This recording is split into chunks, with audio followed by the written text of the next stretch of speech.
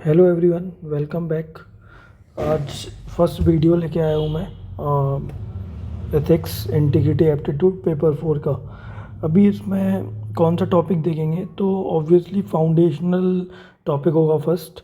तो foundational topic भी foundation value से रिलेट होगा, है ना। तो ये टॉपिक है aptitude and foundational values of. इसमें फंडामेंटल लिखा है, इसमें फाउंडेशनल लिखा है, ठीक है। अब फंडामेंटल और फाउंडेशनल एक ही बात है। जो बेसिक वैल्यूज़ होती है ना, उनको फंडामेंटल बोलते हैं। तो aptitude and foundational value of civil services: integrity, impartiality, non partisanship, objectivity, dedication to public service, empathy, tolerance, compassion towards weaker section. और इसमें भी सेम टॉपिक यही है शायद मतलब मेरे हिसाब से फाउंडेशनल को फंडामेंटल कर दिया इन्होंने, बाकी तो कोई डिफरेंस नहीं है सिलेबस में। फिर इसके बाद इधर पे एक और टॉपिक है जो इनसे मैच करता है: ethics and values of in public administration, ठीक है। और ethical element in governance, integrity, accountability, transparency, ethical reasoning and moral dilemmas, conscience is a source of ethical guidance. इधर तक ये टॉपिक कवर हो जाएगा अपना इसी में। और इसमें भी यूपीएससी के सिलेबस में भी यही है। इसमें देखिए, ethical concerns and dilemmas in government, conscience is a source of ethical guidance, accountability, transparency in governance. So ये सब आप इसको मतलब अंडरलाइन कर लीजिए, ये जो सिलेबस का पॉइंट है। अभी देखो, इसका थॉरो अंडरस्टैंडिंग चाहिए अपन को, है ना। थॉरो अंडरस्टैंडिंग के लिए अपन को क्या करना है? सबसे पहले अपन को ये जानना है कि व्हाट इज़ गुड गवर्नेंस, ठीक है। तो गुड गवर्नेंस का अलग से एक डॉकेट बनाऊंगा मैं, तब अपन और डिटेल में समझेंगे। अभी ये समझ लो कि जो गुड गवर्नेंस होती है, what does it mean. Good governance मतलब होता है any any any action, any process which involve E square A T plus R square C P. R square C E P मतलब ई स्क्वायर मतलब efficiency, effectiveness, ठीक है। Effectiveness and efficiency. A मतलब accountability and T मतलब transparency, okay. R square मतलब rule of law and responsibility, है ना, and responsibility. C for citizen centric growth, E for equity, ठीक है, and P for people participation, ठीक है। तो ये पीपल पार्टिसिपेशन किसमें? डिसीजन मेकिंग में, है ना। तो ये सारा will lead to good governance. और इसके भी एक आगे एक स्टेप होता है, इसको बोलते हैं ई गवर्नेंस। तो जब गुड गवर्नेंस में आईसीटी का, इंफॉर्मेशन कम्युनिकेशन टेक्नोलॉजी का इंक्लूजन हो जाता है, तो ई गवर्नेंस लीड करता है। अच्छा, इन सब के बेनिफिट्स क्या हैं कि जो देखो, ये टाइम रिड्यूस कर देता है ना, मतलब मतलब डिलीवरी ऑफ सर्विस का, ठीक है। एफिशिएंसी इंप्रूव कर देता है, ठीक है। फिर लीकेजेस मतलब करप्शंस कम कर देता है। जहाँ पे पीपल टू पीपल इंटरेक्शन कम होगा ना, जहाँ पे ये पीपल टू पीपल इंटरफेस ख़त्म हो जाएगा ना, वहाँ पे गुड गवर्नेंस आ जाएगा, ठीक है। तो अपन आ जाते हैं अभी फाउंडेशनल वैल्यूज़ पे। अच्छा, ये फाउंडेशनल वैल्यूज़ विल लीड, देखो, जो गवर्नमेंट का पार्ट है ना, या फिर जो ब्यूरोक्रेसी का पार्ट है, वो पीपल ही है ना। When these people will be loaded with these values, definitely इनके अंदर कुछ वैल्यूज़ होंगी, तो ये गुड गवर्नेंस लीड करेंगे।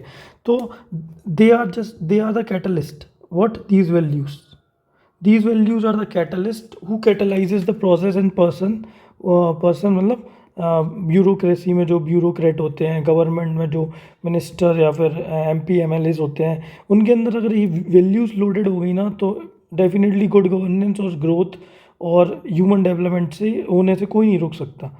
तो अभी आ जाते हैं अपन वैल्यूज़ पे, ओके। और ये वाली जो वीडियोस डाल रहा हूँ मैं, ये ऐसा नहीं है कि मतलब एक्सक्लूसिवली है तो सिविल सर्वेंट एस्पिरेंट्स के लिए, लेकिन नॉर्मल पर्सन जो टीचर है, जो किसी कॉरपोरेट में जॉब कर रहे हैं, वो सब कोई देख सकता है। शर्त ये है कि इसको सिर्फ देखना है और समझना है first time.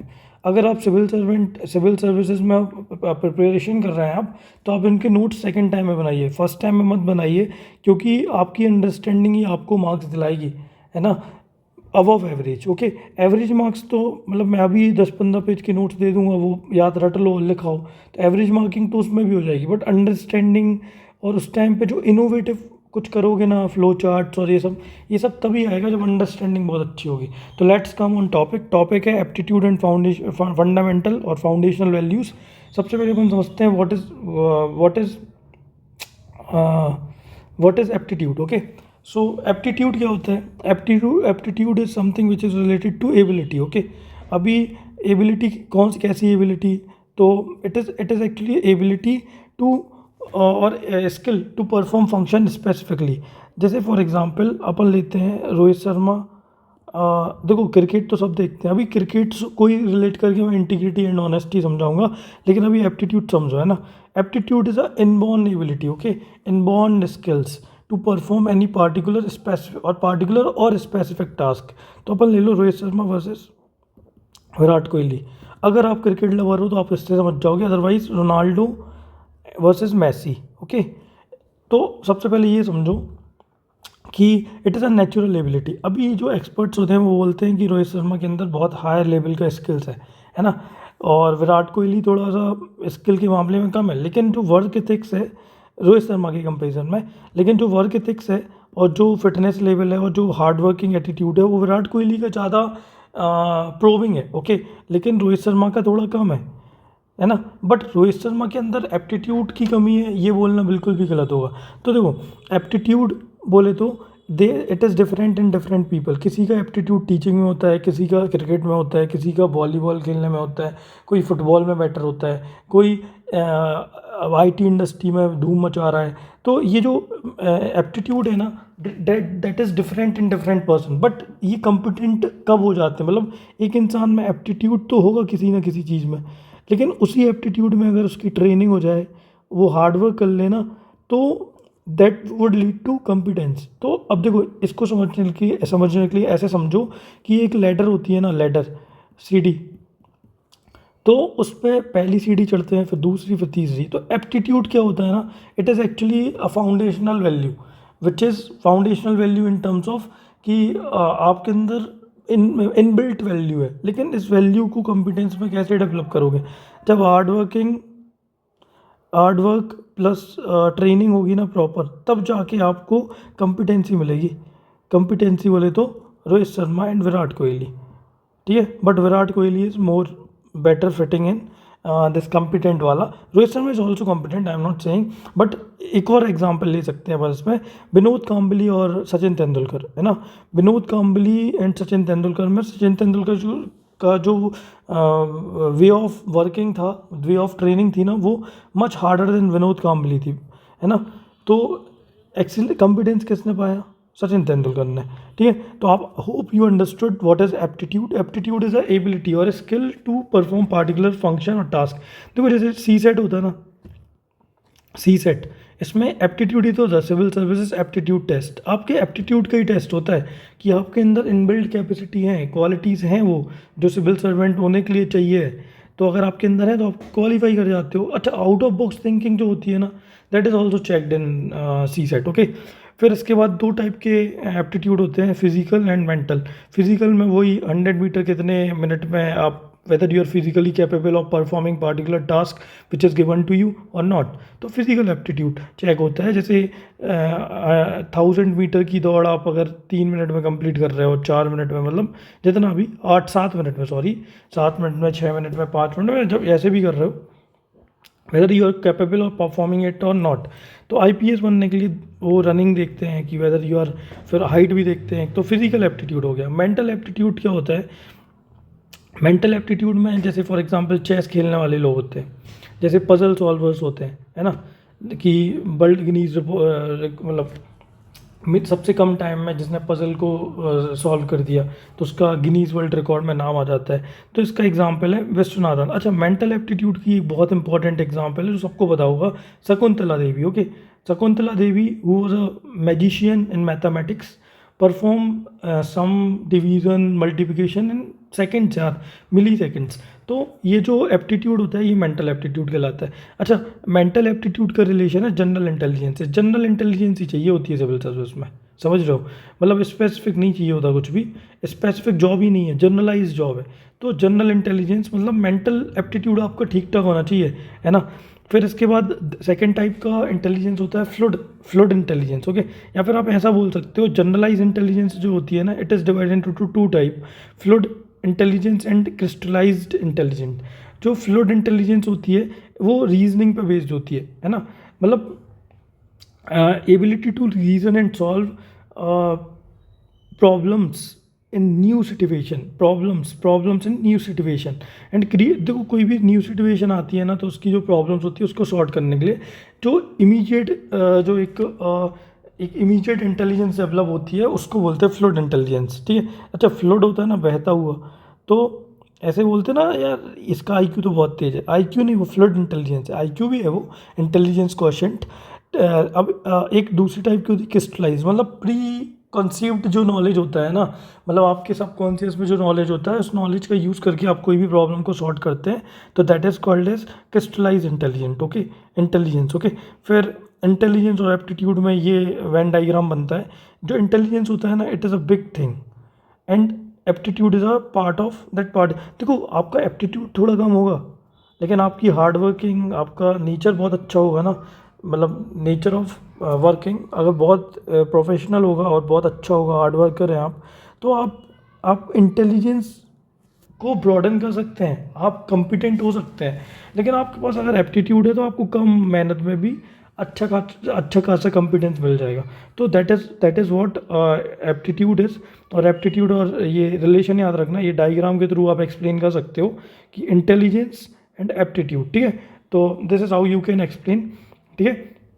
Hope you will understand this aptitude वाला पोर्शन। एग्जाम्पल याद रखना, एग्जाम्पल और भी है मेरे पास, मतलब मैं आपको और भी एग्जाम्पल दे सकता हूँ, बट जनरल एग्जाम्पल लिखो।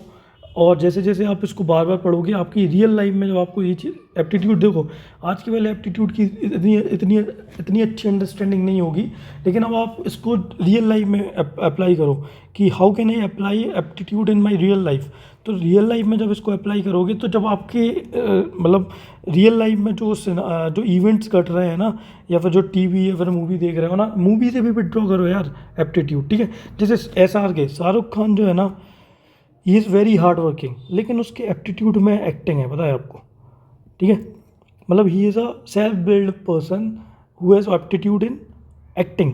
तो आप इसका एग्जाम्पल लिख सकते हो, है ना। ऑब्वियसली नवाजुद्दीन सिद्दीकी, मतलब you can take example from anywhere, but the example must be like clear होना चाहिए उसमें कि ये एप्टीट्यूड वाला इंसान है, ठीक है। फिर आप देखो, जैसे इधर पर डेफिनेशन बताई मैंने, इज़ अ नेचुरल एबिलिटी और skill to perform particular function specifically, और रेट और डिग्री ऑफ इनबॉर्न और नेचुरल एबिलिटी टू लर्न। तो आप इसमें डाल सकते हो according to Henry Frankfurt, according to Henry, अच्छा स्पेलिंग समझ में नहीं आ रही है ना, तो फ्रैंकफर्ट की स्पेलिंग ये है, according to Henry Frankfurt aptitude is ability और skill to perform particular function specifically, is a inborn ability, ऐसा भी कर सकते हो। फिर ये डिज़ायर होती है, इसने समझा है कि डिज़ायर एंड विल जो होता है that defines our fate, order of desire होता है। देखो जैसे फॉर एग्जांपल कल आपको ना 2-3 साल पहले या फिर बचपन में आपको एक ख्याल आया कि मुझे IAS बनना है या फिर मुझे डिप्टी कलेक्टर बनना है, तो वो जो ख्याल आया ना वो फर्स्ट डिग्री डिज़ायर कहलाएगी। आपने ग्रेजुएशन के टाइम पे इसकी प्रिपरेशन शुरू कर दी, वो सेकंड डिग्री है।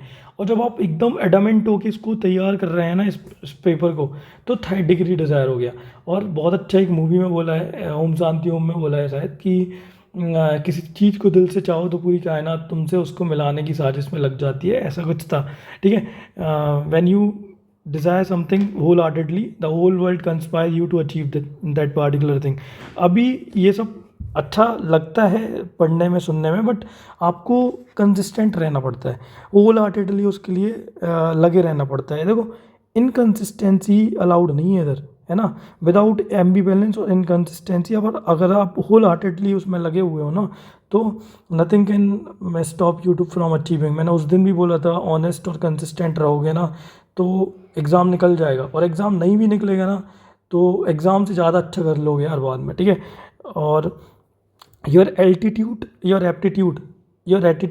देखो एटीट्यूड मतलब होता है कोई भी चीज़ के लिए, किसी भी चीज़ के लिए, किसी भी इंसान के प्रति आपका कैसा नोशन है। नोशन बोले तो आपका जो बिहेवियर है, जो आपका एस्क्रिप्शन है और जो आपका कॉग्निटिव लेवल है ना, वो डिफाइन करता है आपके एल्टीट्यूड को, नॉट योर अल्टीमेट एप्टीट्यूड।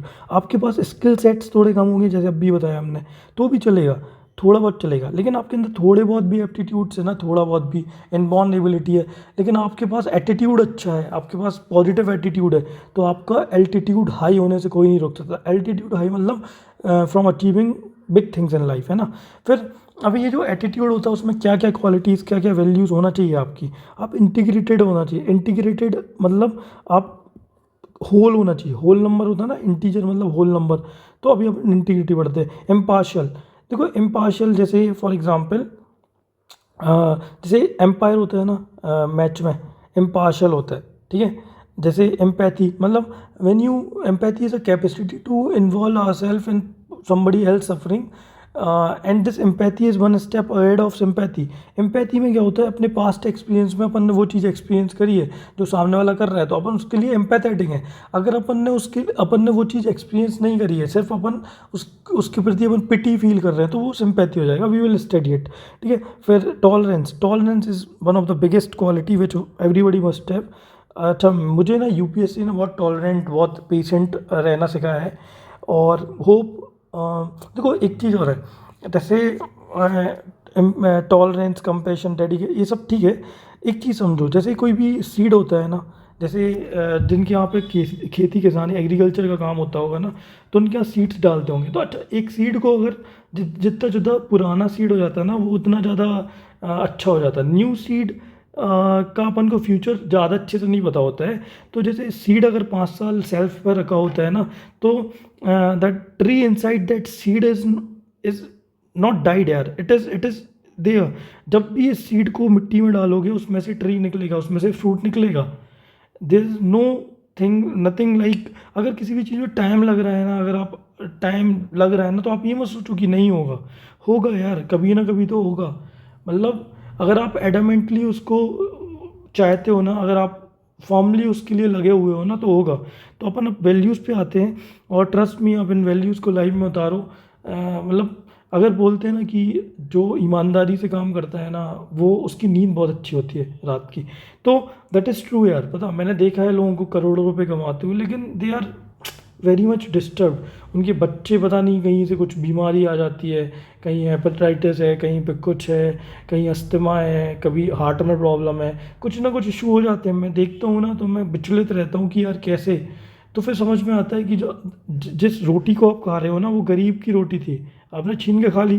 तो अभी कौन, सब भगवान देख रहा है। मतलब अगर आप भगवान में बिलीव नहीं करते हो ना, तो there is a super natural power above you. अगर आप ये सोच रहे हो ना सब कुछ आप कर रहे हो ना, तो गलत हो यार। देयर इज़ अ ड्राइवर, मतलब आप सोच रहे हो कि अपनी ज़िंदगी को हम ही ड्राइव कर रहे हैं, but there is somebody else who is driving you. Let's come on values. अपनी अप्रोच होगी, स्टैंडर्ड डेफिनेशन होगी, एग्जाम्पल होगा पर्सनल, एग्जाम्पल होगा पर्सनैलिटी पढ़ेंगे अपन, कि कोई पर्सनालिटी, जैसे for example APJ Abdul Kalam है, तो करेज है उनमें, है ना। मतलब he is consistent, courageous, righteous, okay.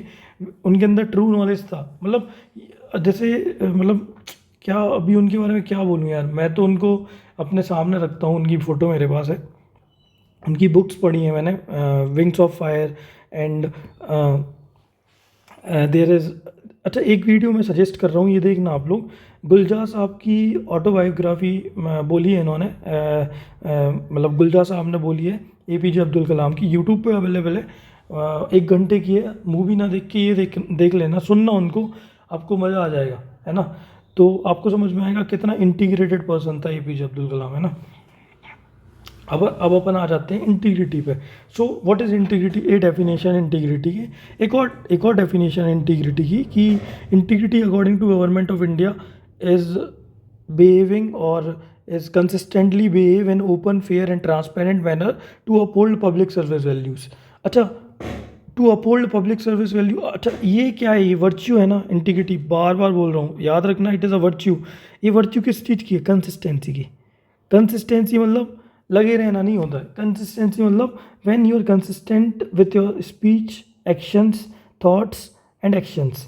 When all the three are in aligned together, that is something which where we call it कि ये वो जगह है जहाँ पे इंटीग्रिटी लाई करती है. तो it is very important to know कि इंटीग्रिटी क्या है. Integrity is consistency in speech, action and thoughts.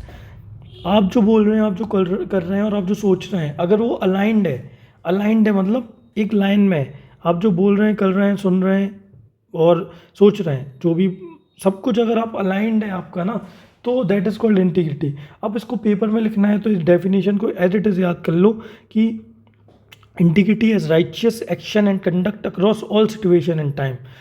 और इसमें एक और लाइन जोड़ सकते हो. इंटीग्रिटी एक वर्ड से लेके निकला है जिसको बोलते हैं इंटीजर. इंटीजर मतलब होल नंबर होता है. When you are whole, when you are complete, you called as an integrated person. You called integrated person. Very important. ठीक है, एक पर्सनल एग्जाम्पल होगा आपका खुद का, वो आप ढूंढिए.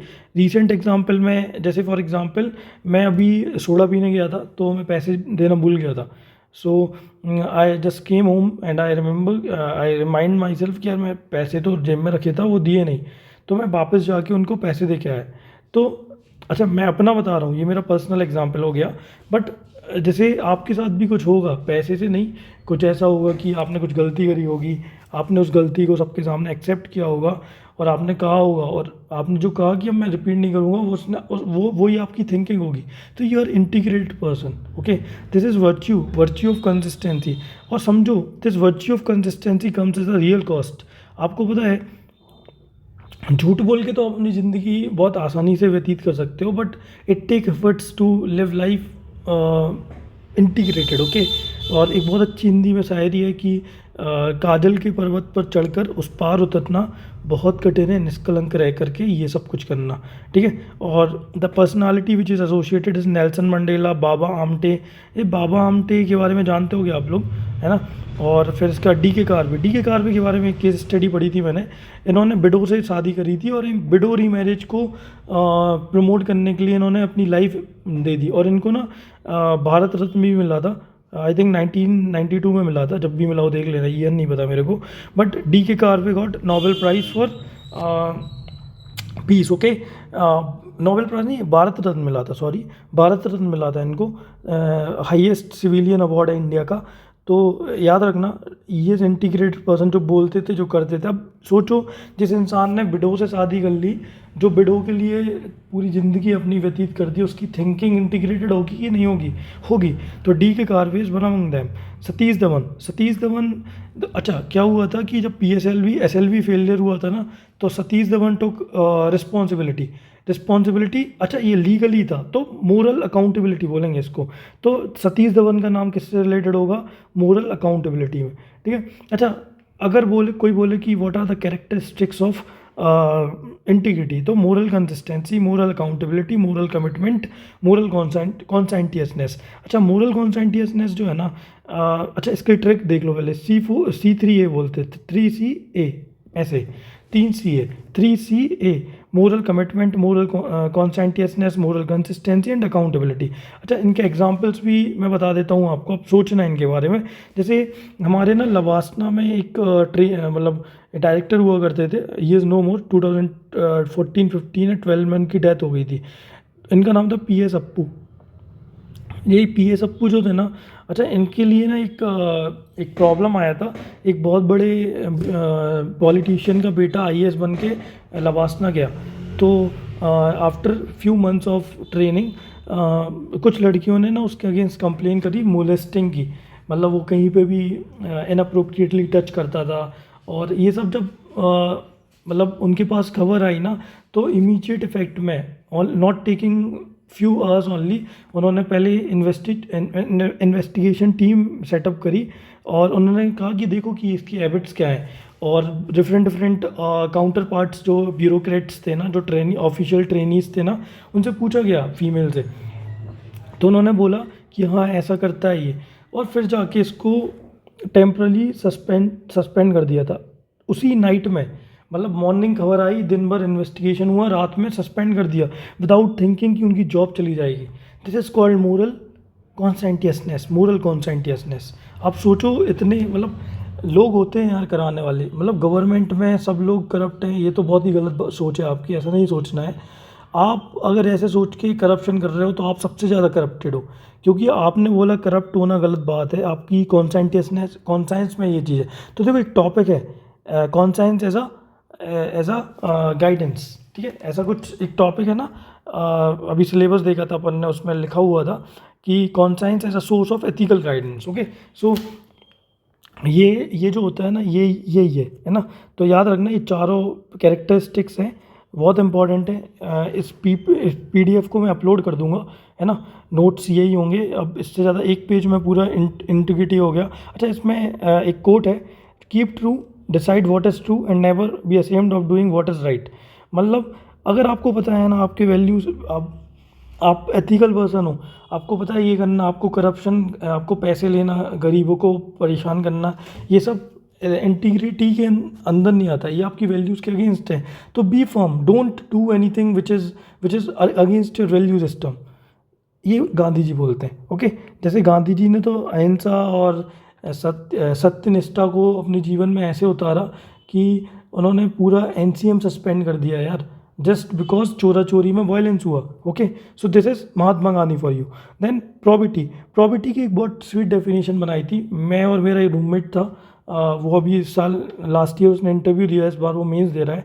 तो हम दोनों ने मिलके बनाया था, professional integrity and procedure uprightness is probity. इसकी इतनी डेफिनेशन है, और एग्जाम्पल है लाल बहादुर शास्त्री। लाल बहादुर शास्त्री जी जब रेल मंत्री हुआ करते थे ना, तो he took responsibility of rail accident which occur in Bihar and he immediately resigned. Okay, so ये जो एग्जाम्पल है ना, रियल लाइफ एग्जाम्पल है ना। और Lal Bahadur Shastri was a personality, अगर आप उनके बारे में पढ़िए आपको समझ में आएगा कितना फॉर्म, कितना एडमेंट पर्सन था ये। ऑनेस्टी बोला था ना, honesty is a quality. Okay, honesty is a quality और fact of being upright, fair, transparent, truthful, just and free from fraud and deceit. Abdul Kalam, APJ Abdul Kalam तो हर वैल्यू में फिट हो जाएंगे, क्योंकि ये सब मल्टी वैल्यूड पर्सन है यार। मतलब आप उनकी बुक्स पढ़िए, आप उनके बारे में पढ़िए, आपको आपको इंस्पायर करेगा ये इंसान। मुझे अगर किसी ने बहुत ज़्यादा इंस्पायर किया है तो वो है APJ अब्दुल कलाम साहब, है ना। वो कहते थे कि स्टूडेंट्स को हमेशा ये सोचना चाहिए कि God is always with you, today is your day, I am a winner means you are a winner and I am the best means you are a best and you can do it, why not. अगर आप adamant हो, form हो, just हो, honest हो और consistent हो, तो कोई नहीं रोक सकता यार आपको। तो ये 3 ट्रिनिटी में अपन ने आज इतना पढ़ लिया, इंटीग्रिटी, प्रॉबिटी, ऑनेस्टी। इसके बाद जो नेक्स्ट वीडियो होगी वो 10-10 मिनट्स की होगी। मुझे लगता है एक वीडियो को 1 घंटे का ना बना के 30 मिनट्स का मैंने एक बना दिया, 10 मिनट्स 15 मिनट्स का दूसरा, और 10 मिनट्स 15 मिनट्स का एक और वीडियो करके 1 घंटे का एक चैप्टर कर देता हूँ मैं, एक मतलब एक पोर्शन कर देता हूँ, ठीक है। तो stay tuned, hope you like it. और नेक्स्ट पार्ट भी just after this video upload कर दिया जाएगा। और स्टे ट्यून, बाय बाय।